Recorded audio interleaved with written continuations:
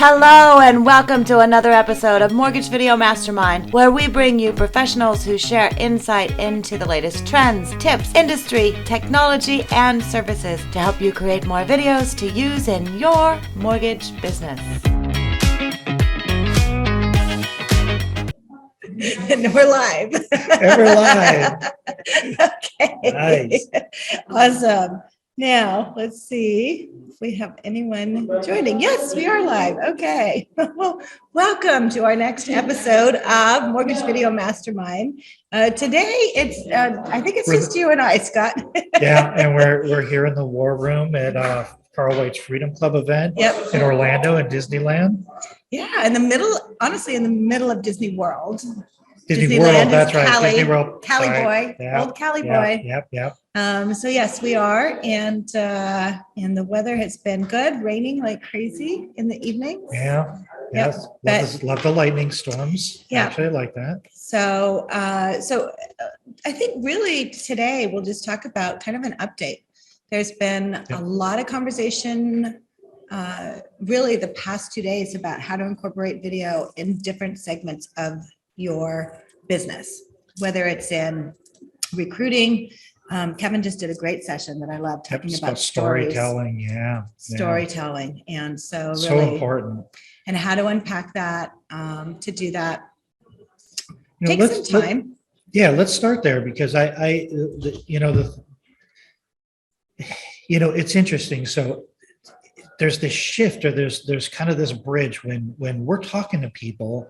It's kind of like when social media first came out and people would just post stuff on social media and you're like, well, that's the same thing as standing up on the table in the middle of a party and shouting what you do for a living. Yeah. And that's what people thought it was, but it's a Yeah. conversational medium. Yep. And what Kevin was sharing today about storytelling, it's so valuable and it's so important. I mean, think of the conversations you have with people. You always, hey, let me tell you what just happened to me. And that's the kind of video that we need to do. Even maybe not process videos necessarily. Well, yeah, actually some process videos like in process. But that storytelling aspect, we really have to take down the perception that video is different than real life. Right. It's like we feel like we have to do something different, or we have to act differently or talk differently when we're on video. And I get it. Psychologically, it's strange because we got this light shining in our face and there's this weird equipment. There's really nobody in front of us. Right.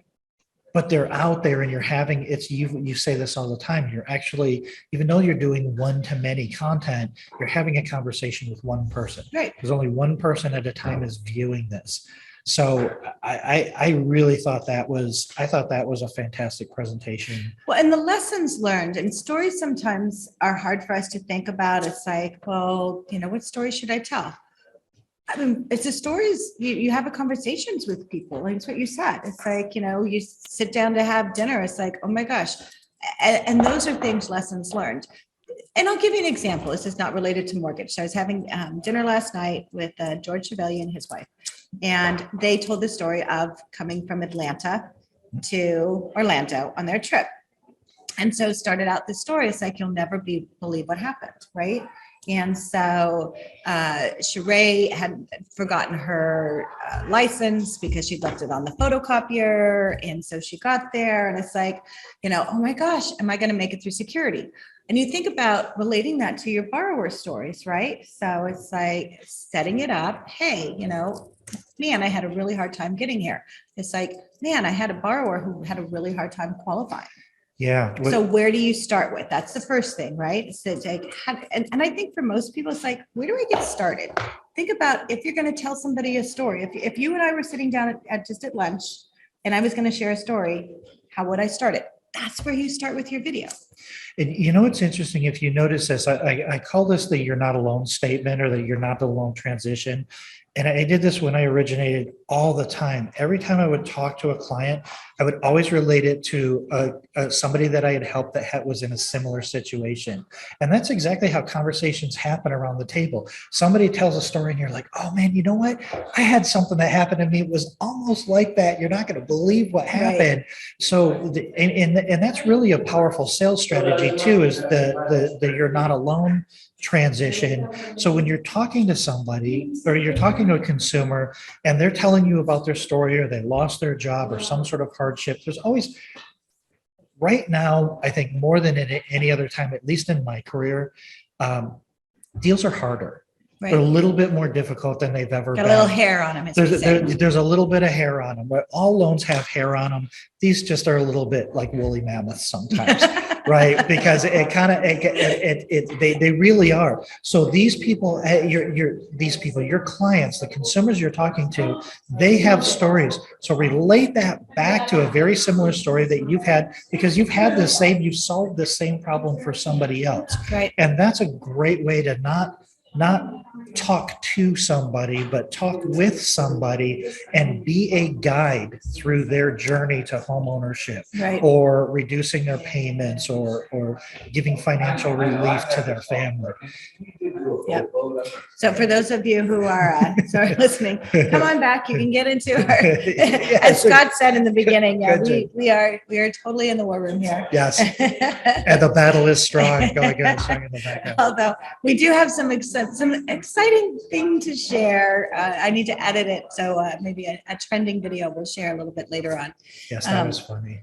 So stories, thinking about that, the stories where there are lessons to be learned that you can help someone else. I just had someone come up and share a video that they wanted to say, hey, this is a style of video I like. I want to do something like this.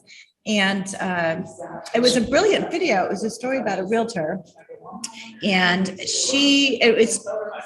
was to her, and she wasn't even talking. She just had some titles come up, and it said, when she's a real estate agent, and when she sold her first house, however long ago, she had made, so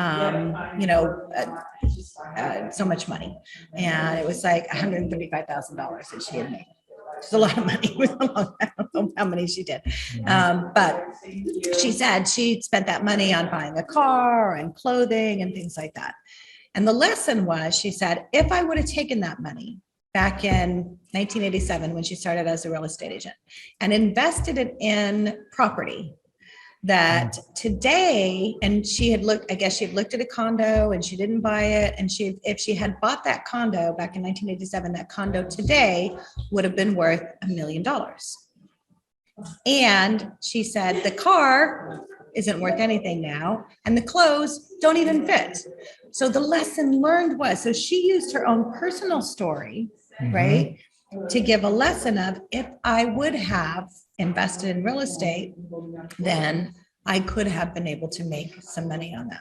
This reminds me, Josh was just telling me a story last night of his, I think it was one of his wife's close friends that he had been trying to tell them they need to buy. And they wouldn't buy. And this was like 2002, 2003. So they finally decided that they were going to buy. So they pulled out the calculator one day and they realized they spent like $225,000 in rent over the last period of time. So they decided, you know what, we're going to buy. And this was in California, and this was in 2006. Okay. So they bought this home in 2006. We'll call it the top of the market, right before the crash. Their home went from, I think it was $600,000 was the original loan. And the home value crashed to about $350,000. In 2008, 2009. Yes, but they stayed there. They didn't lose their job. They kept working. They kept paying their housing expense. They would have paid it for rent anyhow. Right. And today that house is worth $1.1 million.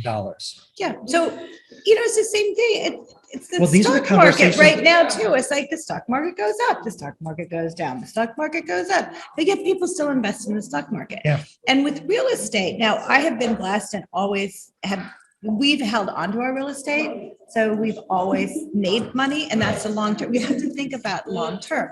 And those are the conversations. So having that conversation, and that's a perfect story. And Josh has already done a video on that, knowing Josh. If not, he will do some. Yes, he tells that story all the time. I had another really good conversation with somebody that we work with on our Find My Way Home network. And so one of the things that we do is we like to tell success stories. We like to tell stories of consumers we've helped.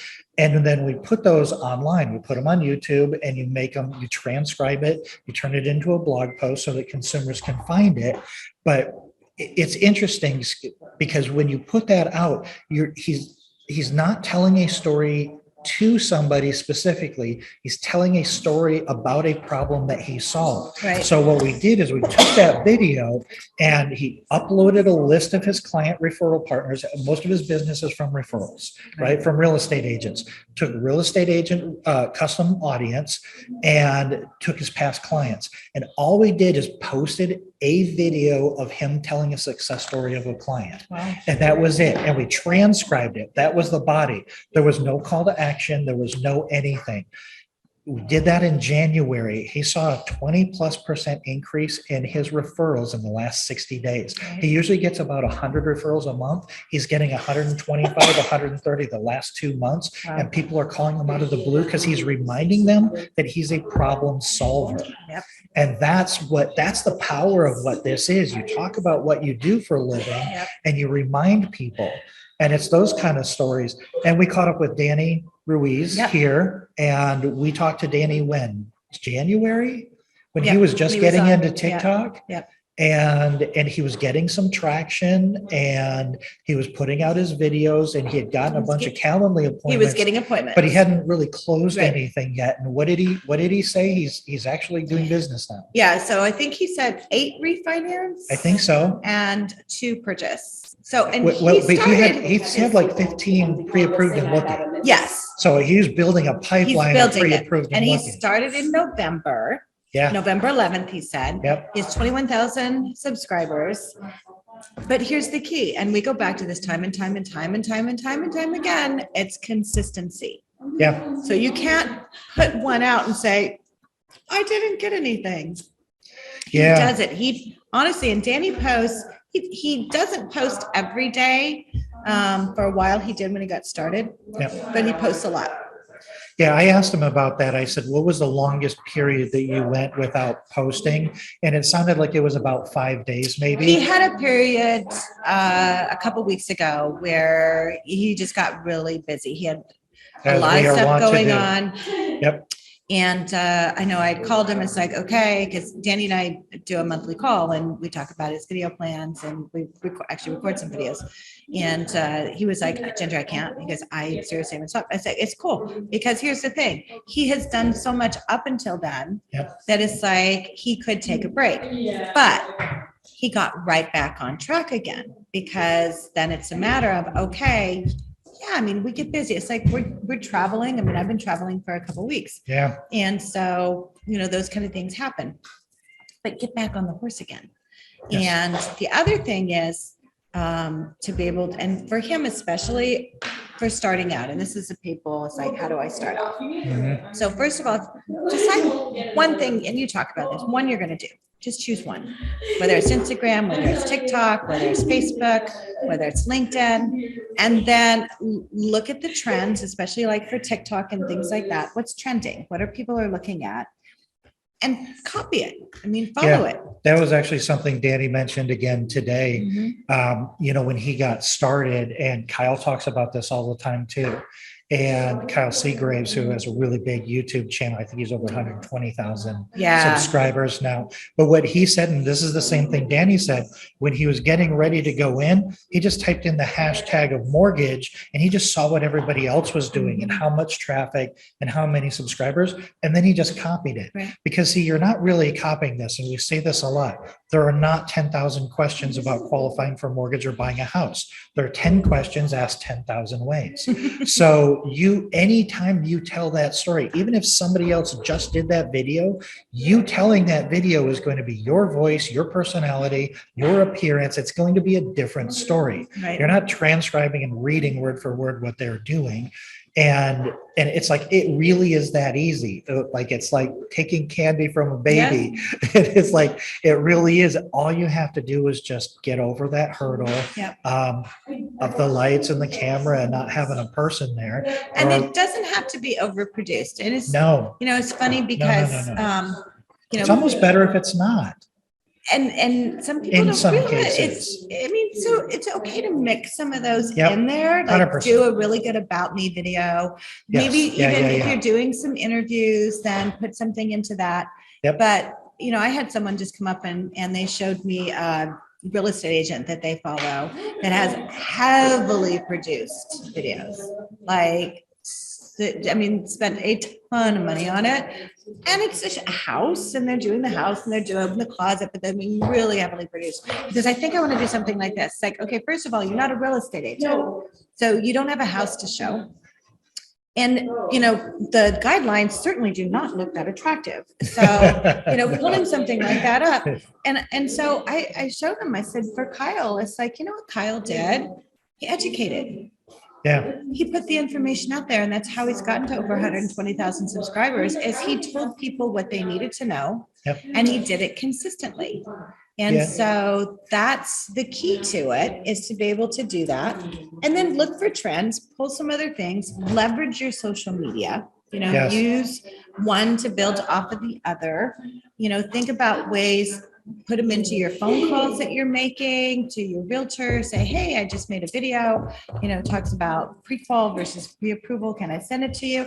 I just had one of our clients who I saw here that said they did a video from one of our scripts talking about condos and updates that were happening with FHA condos. Yeah. And he sent it out to his realtors, and he actually had a realtor who was in the middle of a deal going south.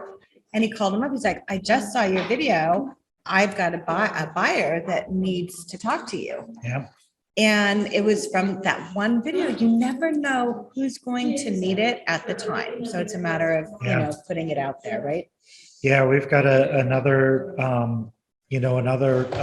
person here, David Sy.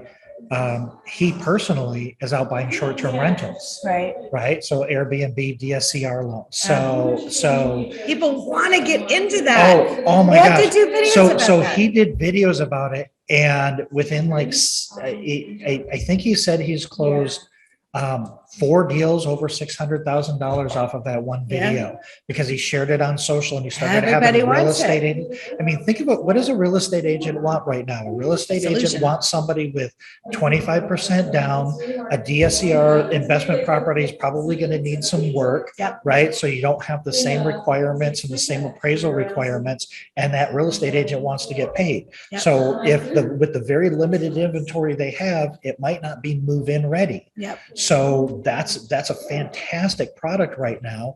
And he threw that up, but he told a story about what he was doing as he was going through the process of finding these properties and using this financing, this cash flow financing.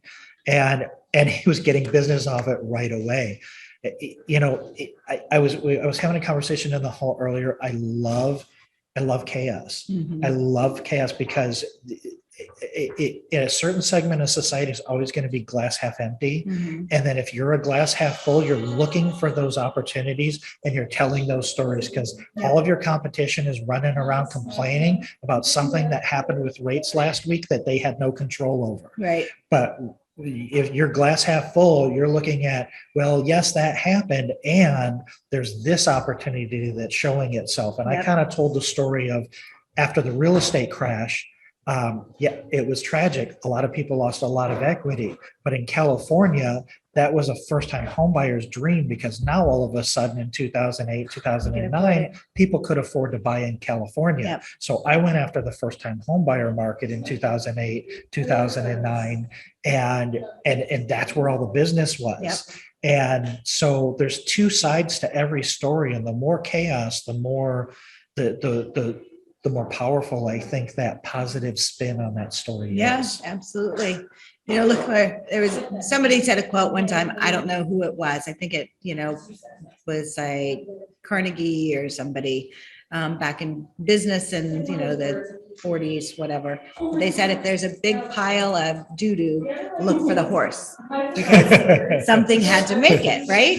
And so, that's the key. It's like, if there is that chaos, Yeah. then it's like, what's the solution? How, where's the thing that caused it? And how can you educate around it or provide answers to it or things like that? And again, we talked about this, telling the success stories, that you become a problem solver. People look at you as sort of a pillar of strength in the storm. Right. And you get a reputation for that. It doesn't matter specifically what you're talking about. It's the fact that you're putting a positive spin on a generally chaotic moment, because that's when people are really looking for answers in somebody that they can trust. You don't sugarcoat it. You don't say, this is the best time to do this. You're like, listen, it's tough out there. Yeah. And it's tough for a lot of people. And it's also a good opportunity for these people. So, well, and it's the consistency too. We all know rates are up, rates are down, rates are up, rates are down. And if all Always you're gonna be doing something. videos about that, then people are going to look at you for that. And honestly, it doesn't matter how creative you get in the video that you do about rates are up, rates are down, rates are still low. Give me a call. It's like, just just answer their questions. And Get them, comfortable with you, and, like attracts like. So you're going to find the people that resonate to you that are looking for that information. and kind of circle back, call back to Kevin's story about the storytelling is some vulnerability. Don't act like you understand everything that's going on. Yeah. Right. I'm a professional. I've been doing this forever. And I'll tell you what, this is confusing as hell out here. I've seen this before though. Right. This happens in our market. Right.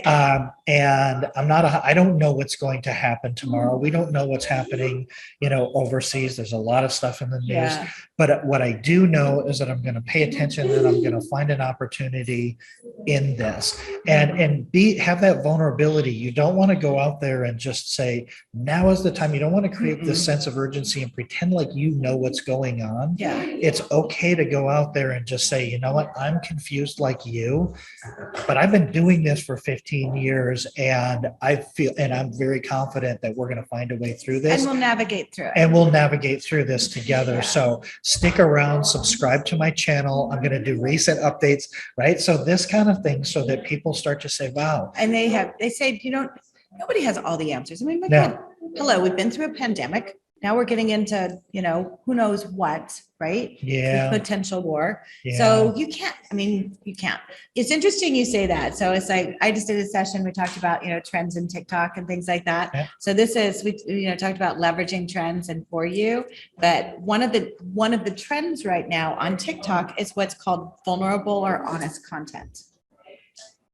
I would argue that's Everywhere. that's always, that's interesting though, But they because want TikTok, you people- wouldn't think about that. Yeah. And that's do you think that has something to do, because TikTok just increased their video time up to 10 minutes now? Yeah, from 3 to 10 last week, which was crazy because TikTok started off with just 1 minute, and Yep. then YouTube followed suit and created their shorts Yep. for the answer to that. And then TikTok increased to 3 minutes and now to 10 minutes, which tells us, and I know so many people say, oh, they have to be short. They don't have to be short. They have to be informative or entertaining. Yeah. That's the main thing first and foremost. But, some of the things, there's, they look for sounds, hashtags, dance, challenge, a day in the life. Yeah. Which was another thing that I thought, hey, we can do a day in the life of a mortgage loan, a What day in is the a- life of an appraiser, a day in the Yes. life of a real estate agent, a day in the Yes. life of an insurance agent, a day in the life of a seller, a day in the life of a buyer. I mean, Yeah. a builder, a day in the life. Think about all of those things that you can do a day in the life, right? I hate doing these things because you just get my juices flowing. I'm like thinking of all these things I And you want have to to do get on a plane now. and go for a ride. I'm gonna, it's like You've got your I've got my remarkable. remarkable. That thing is I'm gonna burn through that battery Yeah. on my plane ride home. But even so the day in the life, think about, vulnerable content. And I mean, the whole day in the Yeah. life is like, I remember years ago, I had created videos for Total Expert and they wanted mortgage history. And so we went through mortgage history, and then it's funny, I did videos on a day in the life of a receptionist, a day in the life of an LOA, a day in the life of an underwriter. It's like, and we think of that as so mundane that nobody else is going to be interested. But I can tell you one of my top videos on YouTube is an interview I did with an underwriter. Yeah. Yeah, and or a processor or somebody on your team, or what does a loan officer assistant do? It might not be a loan, but you might get to hire a loan officer assistant, or you might be able to hire a loan partner. I get off of emails it. all You the might- time from people that want to become an appraiser or an underwriter. So all of those things. So think about that, ideas. We can go on and on. But those are some of the trends that are just that you wouldn't think. And now that we have that longer time, maybe we'll get into TikTok, Scott. Yeah, it will at least, Jason Frazier did an event last year, and there was somebody there that was using TikTok. He wasn't posting to TikTok necessarily, but he was using the video editing platform because it was so easy to add effects and to download the video and then add it everywhere else. Yeah. So now we have up to 10 minutes with this really cool, really simple video editor. So I may very well think do that's it. A video. I don't know, but yeah, there's something there. So I like that. Isn't that funny? We thought we were sitting here talking. I wonder if we're going to have enough information to talk. This might be a short one. I know that's what doesn't happen with honestly, the two of us get together. Full disclosure, we honestly have an entire plate of cookies. So come on over. We have plenty of snacks, and okay. I think we did good. Yep. We gave everybody 25 minutes of good stuff. Yeah. So you guys, if you're watching this afterwards, I know we have people watching. Thanks for tuning in. We totally appreciate it. And then if you have questions, post them below. Let us know what content you want coming up. We have some guests we're going to be inviting, but we always want to know what you guys want to hear about, what questions you have. We've kind of talked about unpacking some things. I know we want to get into George's webinar jam and things like that. Yep. So we'll definitely get into that. Strategies, tactics. But let us know. Yep. Okay, so thanks for tuning in. Scott, we'll let you get on a plane and head back to Austin. That's right. Bye, everybody. Okay, take care. Bye.